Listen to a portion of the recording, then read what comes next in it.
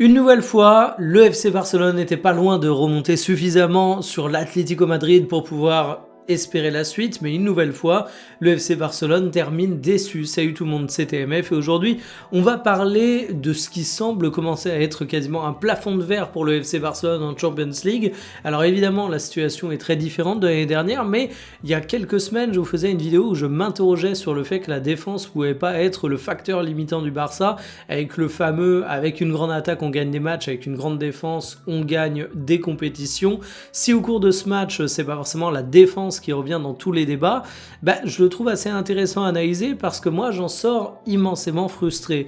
J'en sors avec beaucoup de respect pour l'Atlético Madrid dans ce qu'ils sont capables de faire et ils sont beaucoup critiqués pour ça, mais je trouve qu'il y a une certaine sérénité, une certaine maturité dans cette équipe, une certaine sérénité, une certaine maturité de charmeur de serpent qui a complètement endormi un FC Barcelone qui de son côté est une équipe immensément talentueuse. Évidemment, il ne s'agit pas de contester ça, mais qui est peut-être une équipe un peu plus tendre, un peu plus fraîche et qui s'est fait avoir dans cette rencontre qui est une victoire, faut pas l'oublier, au moment où je vois beaucoup de sévérité sur le Barça, j'ai envie de le rappeler, mais qui n'est pas synonyme de qualification pour autant. Alors dans cette vidéo, on va revenir sur, dans un premier temps, la communication qu'il y a eu sur les réseaux sociaux, parce que franchement, on s'est bien marré, faut l'avouer, et ça en dit aussi beaucoup sur la rencontre, et puis je vous ferai mon gros débrief, parce que je trouve qu'il y a beaucoup de choses à dire.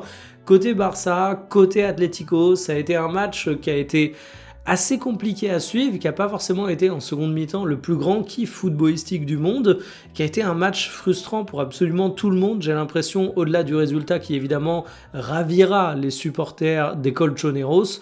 Bref, installez-vous confortablement et bienvenue pour cette nouvelle vidéo Talk My Football.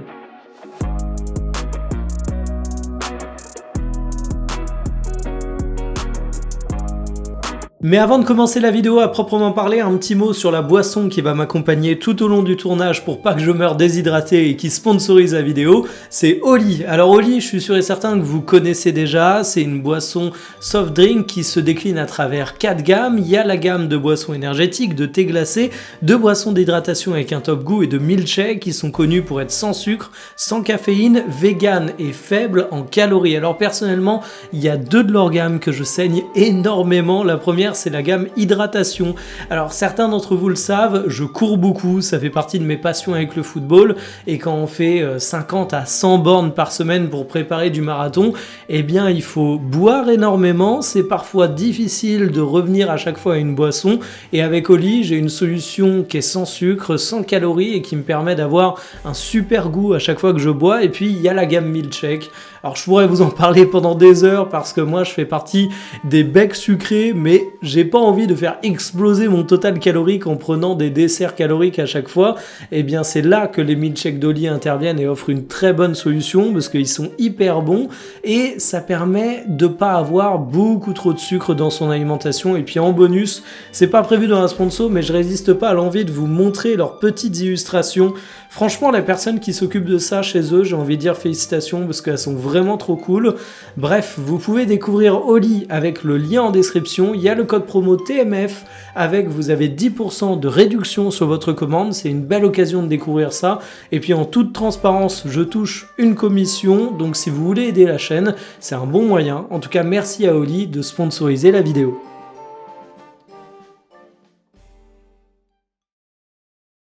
Le FC Barcelone s'est fait détruire sur les réseaux sociaux. Je vous sors un tweet de Atlético Madrid que j'ai trouvé absolument hilarant avec une vidéo très bien détournée d'un lion qui s'avère en fait être un chien. L'Atlético s'est pas arrêté là, ils ont également détourné ce qui est devenu une véritable petite mode du côté du Barça avec ces fameuses photos et lunettes de soleil. On a le community manager du Barça qui avait tweeté durant le match « c'est en train d'arriver ». On a eu la magie des notes X pour lui rappeler que ça n'est tout simplement pas arrivé. C'est là que tu te dis qu'en tant que community manager, faut parfois être un petit peu prudent dans ta manière de tweeter. Et il y a même Free, la marque opérateur que vous connaissez tous, qui a vanné le FC Barcelone, qui avait fait un tweet aura sur Lamine Yamal, parce qu'il faut avouer qu'avant le match, j'ai quand même l'impression que ça se touchait beaucoup sur le look de Lamine Yamal, un joueur sur lequel j'ai absolument aucun reproche à faire concernant son match, mais autour duquel la communication commençait à être un petit peu ridicule. Et finalement, Derrière les bonnes blagues qu'on appréciera ou pas, évidemment, si on est supporter du Barça, on va trouver ça un petit peu moins drôle. Je trouve qu'il y a un côté retour de bâton pour un FC Barcelone qui a énormément fait de storytelling sur la remontada. J'en parlais sur X avec quelques-uns d'entre vous. Si je comprends totalement le fait que le Barça vende de l'espoir, parce qu'après tout, si toi-même le club t'y croit pas, qui va y croire ? Il y a peut-être eu une communication un petit peu agressive, notamment de la part des supporters du FC Barcelone, qui aujourd'hui est un dur retour à la réalité. Et finalement, c'est toujours la même chose avec l'Atlético Madrid. C'est que c'est une équipe qui est un véritable poison. On va y revenir. Il n'y a peut-être pas autant de talent que du côté du Barça, même s'il y a des joueurs talentueux du côté de l'Atlético Madrid, n'allons pas caricaturer. Mais le match, il a été assez cruel et le retour à la réalité, ça donne beaucoup de vannes. Je dois être honnête avec vous, durant le match entre l'Atlético et le Barça, j'aurais jamais imaginé un tel scénario. En fait, de base, moi je sentais plutôt Atlético Madrid qu'aurait tiré les enseignements de la rencontre en coupe et qui du coup se serait pas fait remonter rapidement. Autant vous dire que quand j'ai vu comment le match a commencé, je me suis dit oh là là, j'ai absolument tout faux là-dessus. Parce qu'on a très rapidement un but de Lamine Yamal, il y a un pressing qui est souligné, une erreur de l'anglais qui a fait beaucoup parler et derrière, le jeune espagnol avait une pression absolument monstrueuse sur ses épaules mais il arrive à convertir ça simplement et franchement chapeau à lui là-dessus parce que je pense qu'on sous-estime à quel point il faut garder la tête froide dans ces cas-là parce que c'est le genre d'occasion qui semble tellement offerte que ça peut vraiment faire vriller. Et puis juste derrière, 20 minutes plus tard, le FC Barcelone enfonce le clou et là je me dis ok, on n'est même pas à la demi-heure de jeu, le FC Barcelone a déjà marqué 2 buts. Ça sent quand même extrêmement mauvais pour Atlético Madrid. On est dans une configuration qui va devenir extrêmement complexe. Mais il y a le fameux but de Lookman qui intervient peu de temps après. Et ça nous rappelle que oui, l'Atlético Madrid sur des phases de contre peut être très dangereux. J'en avais parlé dans mon avant-match dans le journal TMF en disant que finalement, tu laisses un petit peu d'espace à Simeone sur un côté, à Lookman sur un autre côté. Ça peut vraiment être sanctionné, surtout avec du Griezmann et du Alvarez. Et c'est ce qui est arrivé.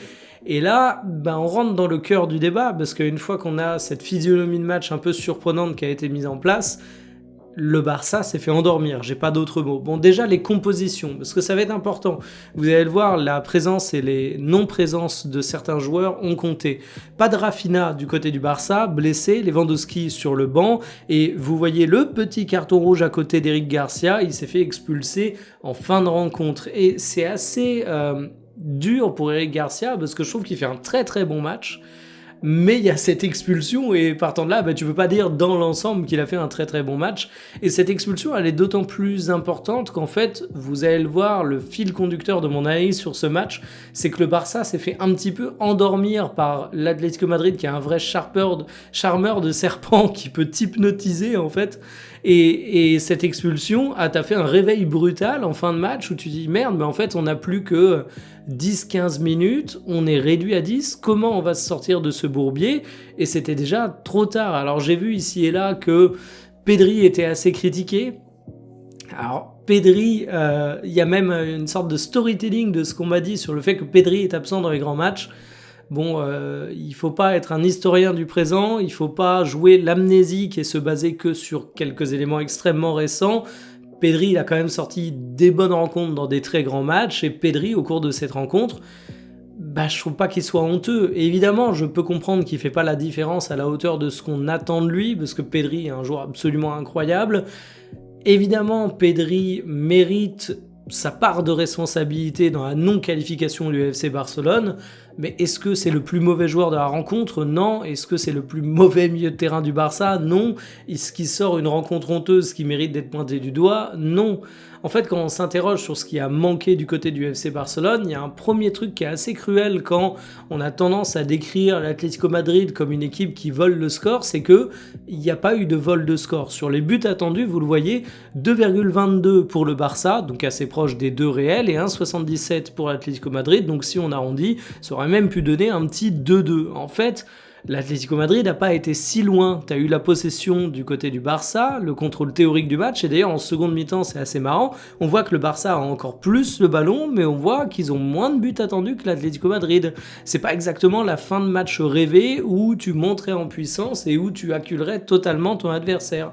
Et d'ailleurs, sur la possession, ce qui m'intéresse toujours, c'est la heatmap de l'équipe, pas seulement d'un joueur, et sur la heatmap des équipes, eh ben on voit le FC Barcelone qui effectivement campe dans le camp de l'Atlético Madrid, mais qui est pas non plus ultra avancé, et surtout Atlético Madrid, oui, il touche beaucoup moins de ballons dans la partie adverse, mais en attendant, regardez où sont touchés les ballons, ce sont des zones relativement axiales et donc assez dangereuses.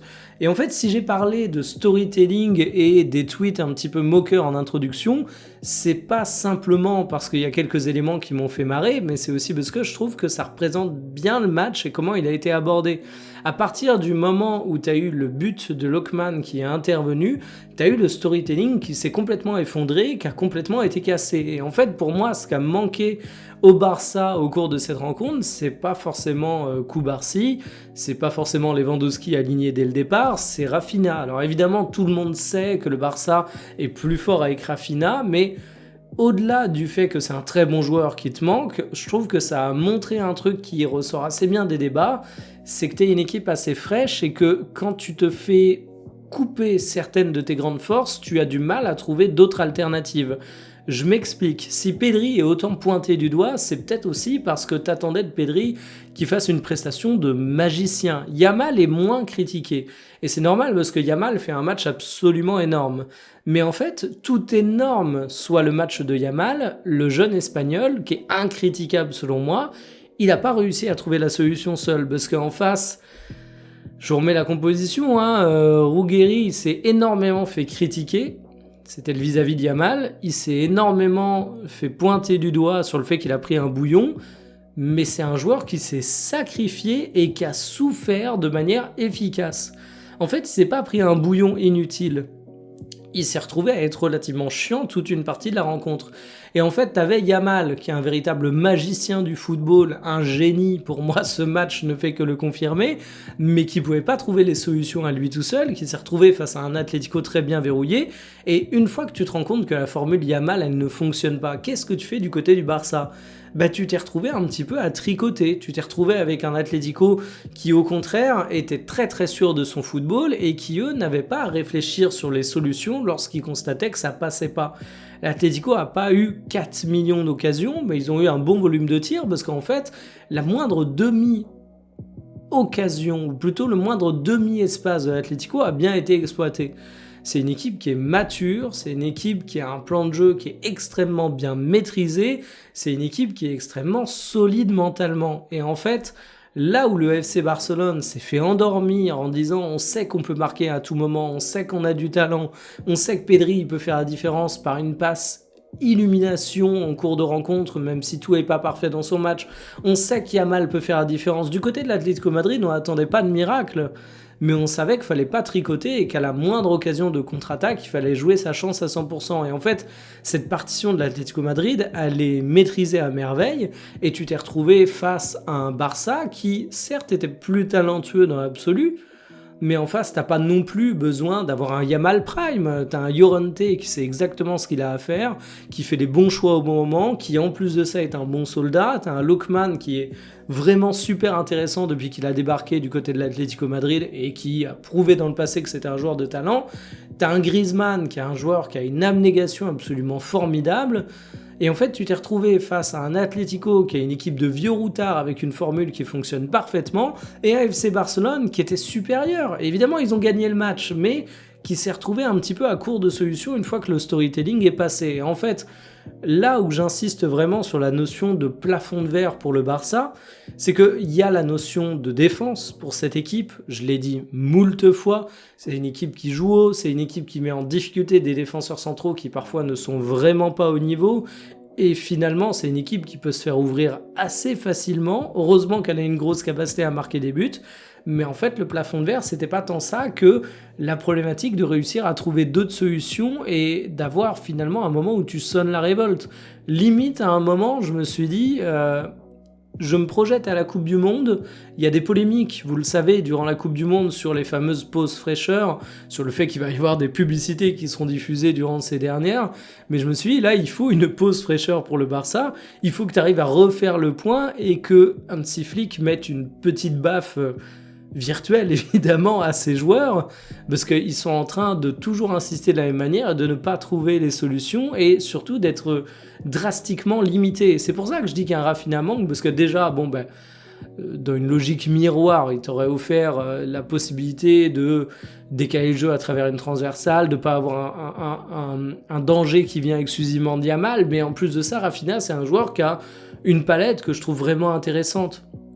Il est capable d'être créatif, il est capable d'avoir une frappe de loin, il est capable de t'offrir beaucoup de solutions et je pense que c'est ça qui a manqué à ce Barça en fait. J'ai presque eu l'impression à une époque, durant le match, de revoir l'époque un peu foireuse du Paris Saint-Germain. Vous savez, à une époque, le PSG, notamment au début du projet, c'était une équipe qui jouait extrêmement bien, c'était une équipe qui était très talentueuse, mais il manquait toujours ce je ne sais quoi en Ligue des Champions. Il manquait cette capacité à faire en sorte que ton bon match devienne un peu plus que ça, et tu disais, ah, le scénario, il est cruel et tout, mais en face, tu te retrouvais face à du Chelsea et compagnie, du Barça, qui était plus expérimenté, et j'ai vraiment l'impression que c'est ça qui ressort. Et en fait, ça me déçoit un petit peu dans Hansi Flick, parce que c'est un entraîneur qui met en place un jeu qui est hyper agréable à voir jouer, qui est hyper efficace, parce que le Barça, tu regardes ce qu'ils font en Liga, c'est quand même pas une saison blanche qui se dessine, évidemment. Ça reste un très beau parcours en Ligue des Champions, évidemment. Mais je me dis que j'ai l'impression qu'il n'y a pas de solution qui parvient à être trouvée. Et je trouve ça extrêmement frustrant. Et je me demande quelle va être la suite, parce que finalement, tu as beaucoup d'attentes qui tournent autour de Lamine Yamal. Et tu as aussi toute la communication du club qui tourne autour de Lamine Yamal. Mais pour moi, au bout d'un moment, t'as la preuve ici que Yamal, tout extraterrestre soit-il, il peut être contenu, il peut sortir des excellents matchs, ça peut ne pas suffire à ta victoire. Et je trouve vraiment que tu as eu une équipe très fraîche, mais pas dans le bon sens du terme, une équipe trop tendre face à cet Atlético qui a largement mérité sa qualification. Donc voilà, dites-moi ce que vous en pensez en commentaire. Match super frustrant où j'ai vraiment l'impression que le Barça s'est fait endormir. On verra la suite pour la campagne européenne de Atlético, mais en tout cas, félicitations à eux. Une équipe cohérente, une équipe qui sait ce qu'elle a à faire, tout simplement. Et le Barça, à un moment, ils étaient un peu plus perdus que ça.